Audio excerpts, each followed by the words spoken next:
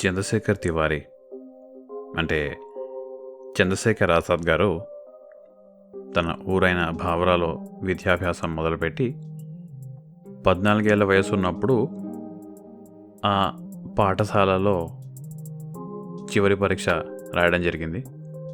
రాసిన తర్వాత పై చదువుల కోసం వారణాసి వెళ్ళాలనుకున్నారు. ఆ రోజుల్లో వారణాసిలో గొప్ప గొప్ప అధ్యాపకులు, మంచి మంచి పాఠశాలలు ఉండేవి. కానీ తల్లిదండ్రులైన సీతారాం తివారీ, జగరాణి దేవి గారికి ఆజాద్ గారు ఊరు వదిలి కాశీకి వెళ్ళాలి అంటే వాళ్ళకి నచ్చలేదు. తన చిన్న కొడుకు తమని వదిలి వెళ్ళాలి అంటే కన్నీరు పెట్టుకున్నారు జగరాణిదేవి. తల్లి కన్నీటిని చూసి ఆజాద్ గారు తమ పై చదువులు చదువుకోవాలి అనే కోరికను పక్కన పెట్టారు. కానీ ఎక్కువ రోజులు దీన్ని పక్కన పెట్టలేకపోయారు.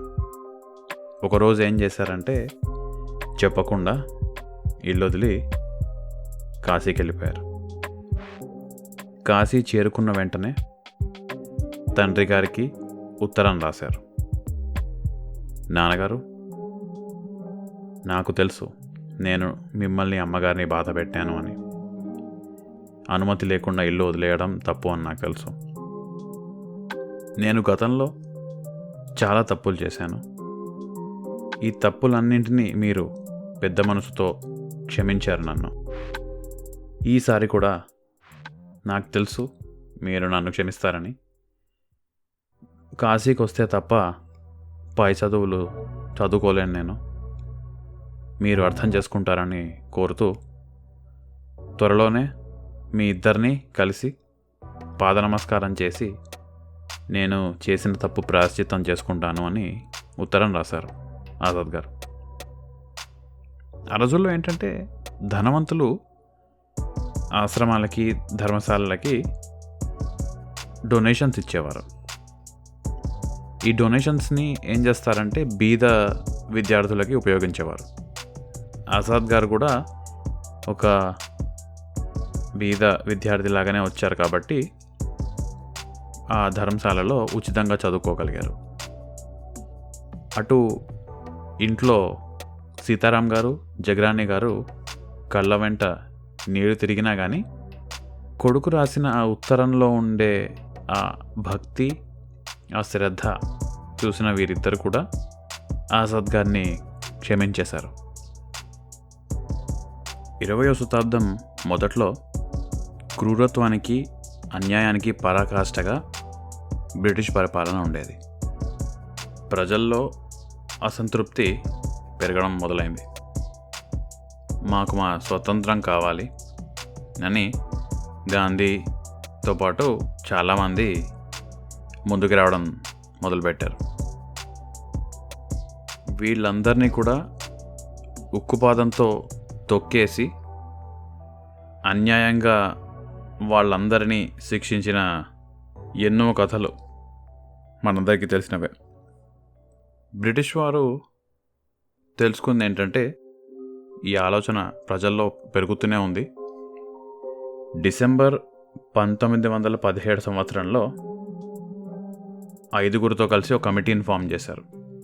ఆ కమిటీ 2 సంవత్సరాలు అయిన తర్వాత ఒక 226 పేజీల రిపోర్ట్ బయటికి పెట్టింది.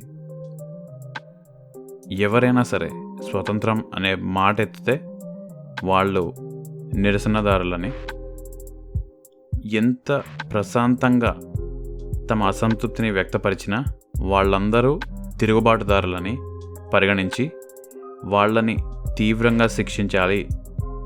పోలీసులకి ఏ ఆధారాలు లేకుండా కానీ ఎవరినైనా సరే బంధించి తీవ్రంగా శిక్షించే బలాన్ని కూడా ఈ రిపోర్ట్ ఇచ్చింది.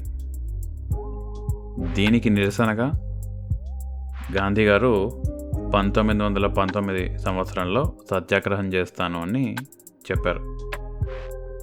ఒక పెద్ద ప్రొసెషన్ మొదలైంది స్వామి శ్రద్ధానంద గారి ఆధ్వర్యంలో. పోలీసులు కాల్పులు జరుపుతాము అన్నా కానీ భయపడకుండా ఈ ప్రొసెషన్ మొదలైంది. పోలీసులు కాల్పులో 6 ప్రాణాలు కోల్పోయారు. చాలామందికి గాయాలు కూడా సంభవించాయి. బ్రిటిష్ వారు డివైడ్ అండ్ కాంకర్ అంటే విడదీసి పరిపాలించే పద్ధతిని వారు చేసే ఈ ప్రయత్నానికి అడ్డుపడుతూ స్వామి శ్రద్ధానంద్ షాహీ జమా మసీద్ నుంచి వేదపారాయణ చేశారు. ఆ రోజుల్లో హిందువులు ముస్లింలు మధ్య ఉండే ఐక్యతా భావాన్ని పెంపొందించడానికి చేసిన కార్యంగా దీన్ని గుర్తిస్తారు చాలామంది. బ్రిటిష్ వారి క్రూర పరిపాలనకి భారత ప్రజలు ఆర్థిక పరిస్థితి, కులము, మతము ఇలాంటి వాటికి అతీతంగా ఒకటిగా దగ్గరకు వచ్చారు. స్వాతంత్ర పోరాటానికి అందరూ ఒకటే అయ్యారు. స్వాతంత్ర పోరాటం ఇప్పుడు ప్రజల గుండెల్లోంచి వీధుల మీదకి వచ్చింది. నిరసన వ్యక్తపరిచిన వాళ్ళందరినీ బాగా రోడ్డు మీదే లాఠీతో దండించారు. దీనికి జవాబుగా బ్రిటిష్ పరిపాలకుల బొమ్మల్ని వీధుల్లో కాల్చారు భారతీయులు. ఎక్కడ తిరుగుబాటు పెద్దదై మన అధికారం కోల్పోతామో అని బ్రిటిష్ వారు ఒక గట్టి గుణపాఠం చెప్పాలి అనుకున్నారు. ఏప్రిల్ 13, 1919 సంవత్సరం. ఆ రోజు పొద్దునే బ్రిటిష్ వారు ఏం చెప్పించారంటే, ప్రజలు ఒకటే దగ్గర సమావేశం కాకండి, సమావేశం అవ్వకూడదు. ఆ రోజు ఏంటంటే బైసాఖీ రోజు. బైసాఖీ అంటే మనకి సంక్రాంతి లాగా పంజాబ్ వాళ్ళకి బైసాఖీ అని ఉంటుంది. జలియన్ వాలా బాగ్ అనే తోటలో బైసాఖీ పండగ జరుపుకోవడానికి ఒక 15-20 వేల మంది సమావేశమయ్యారు. వీళ్ళలో చాలామంది మహిళలు, పిల్లలు కూడా ఉన్నారు. సమావేశం అవ్వద్దు అని మేము చెప్పించిన మా ఆదేశాన్ని ధిక్కరించి వీళ్ళందరూ సమావేశమయ్యారు అని జనరల్ డయర్ అనే ఒక పెద్ద దరిద్రుడు, జలియన్ వాలా బాగ్ ఎలా ఉంటుందంటే చుట్టూ చాలా ఎత్తైన గోడలు ఉంటాయి. లోపలికి రావాలన్నా బయటికి వెళ్ళాలన్నా ఒక సన్న దారి ఉంటుందంతే. ఆ సన్న దారికి అడ్డంగా నిలబడి లోపల సమావేశమైన ఆ సమావేశం కూడా ఎలా ఉంటుందంటే చాలా ప్రశాంతంగా వాళ్ళ పండగ జరుపుకునేలాగా ఉంటుంది. వీళ్ళందరి మీద కాల్పులు జరపండి అని ఆదేశించాడు డయర్. చుట్టూ ఎత్తైన గోడలు, దూకి వెళ్ళిపోవడానికి వీలుగా లేదు. బయటికి వెళ్ళడానికి ఒకటే దారి ఉంది. ఆ దారికి అడ్డంగా వీళ్ళందరూ నిలబడి కాలుస్తున్నారు. చిన్నపిల్లలు, మహిళలు అందరూ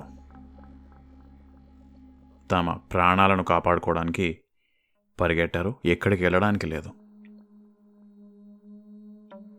జలియన్ వాలా బాగ్లో ఒక బావి ఉంది.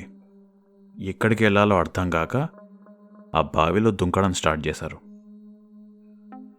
ఆ బావిలో ఎంతమంది దుంకారంటే దూకిన వారి శవాలు పైదాకా వచ్చేసాయి. నేను వెళ్ళి చూశాను జలియన్ వాలా బాగ్లో ఎలా అయింది అని. అమృత్సర్కి మీరు ఎప్పుడైనా వెళ్తే తప్పకుండా చూడండి. బ్రిటిష్ వాళ్ళు ఎంత దరిద్రులో మీకు అర్థమవుతుంది. 10 నిమిషాల పాటు కాల్పులు జరుపుతూనే ఉన్నారు కాల్పులు. తొక్కులాటలో కొంతమంది చచ్చిపోయారు. బుల్లెట్ తగిలి కొంతమంది ప్రాణాలు పోయాయి. 10 నిమిషాల తర్వాత కూడా ఎందుకు ఆపారంటే వాళ్ళ దగ్గర ఉన్న బుల్లెట్లు అయిపోయాయి కాబట్టి. 1000 మందికి పైగా ప్రాణాలు కోల్పోయారు. చాలామంది, కొన్ని వేల మంది గాయాలతో అక్కడ పడిపోయి ఉన్నారు ఆ తోటలో. బయట నుంచి వచ్చి హెల్ప్ చేద్దామంటే రానియలేదు వీడు. కర్ఫ్యూ పెట్టాడు డయర్ దరిద్రుడు. లోపలికి వచ్చి హెల్ప్ చేద్దామంటే ఎవ్వరు రాలేని పరిస్థితి. కాబట్టి గాయపడి పడిపోయి ఉన్న వాళ్ళల్లో చాలామంది ప్రాణాలు కోల్పోయారు ఆ రాత్రి. ఇంత దరిద్ర పని చేసినా కానీ వీడికి ఏం శిక్ష లేదు. వీడు మళ్ళీ లండన్ వెళ్ళిపోయాడు.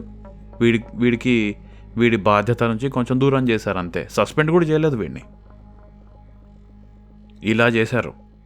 ఆ రోజు ఏప్రిల్ 13, 1919 సంవత్సరం. గుర్తుపెట్టుకోండి తేదీ.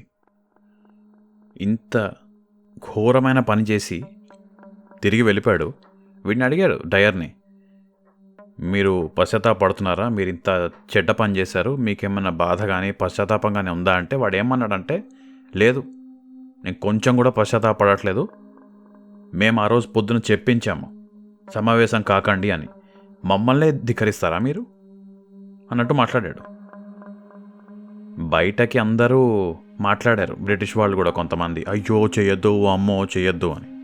కానీ అసలు జరిగింది ఏంటంటే వీళ్ళే చేయించారు కావాలని వీడితో అన్ని పనులు చేయించారు. పని చేయించారు. అయ్యో ఎంత పని చేసావు నాయనా, సరే నువ్వు వెళ్ళి ఇంకా పో అని చెప్పి లండన్కి పంపించేశారు. మళ్ళీ తెల్లవాళ్ళకి సెల్యూట్ చేయాలని, స్కూల్ పిల్లల్ని రోజుకి 3 సార్లు బ్రిటిష్ ధ్వజానికి సెల్యూట్ చేయాలని, ఇలాంటి ఎన్నో అన్యాయమైన పనులు చేయించారు.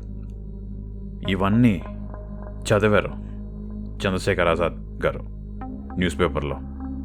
ఈ సంఘటన జరిగినప్పుడు ఆజాద్ గారికి 13 సంవత్సరాలు, భగత్ సింగ్కి 12 సంవత్సరాలు. భగత్ సింగ్ అయితే నాకు తెలిసి అమృత్సర్ దగ్గరే ఉండేవారు ఆ టైంలో. కాబట్టి చిన్నప్పుడే బ్రిటిష్ వారి క్రూరత్వాన్ని, వాళ్ళ ఈ వైఖరిని చూసి ఇవన్నీ చూశారు. భగత్ సింగ్, చంద్రశేఖర్ ఆజాద్, వీరితో పాటు చాలామంది కూడా. కాబట్టి అంత చిన్న వయసులోనే వీళ్ళందరి మనసులో ఫామ్ అయింది, వీళ్ళు మంచివాళ్ళు కాదు, వీళ్ళని బయటికి వెళ్ళగొట్టాలి అని. వీళ్ళు అంటే బ్రిటిష్ వాళ్ళని బయటికి వెళ్ళగొట్టాలి అని. ఈ ఆలోచన వచ్చిన చంద్రశేఖర్ ఆజాద్ గారు ఏం చేశారు? కాశీలో చదువుకోవడం అయిపోయిన తర్వాత అసలు ఏమైంది అనేది మనం వచ్చే వారం రిలీజ్ చేసే ఎపిసోడ్లో తెలుసుకుందాం. అంతవరకు సెలవు. నేను మీ ఫణి చిదెల్లా.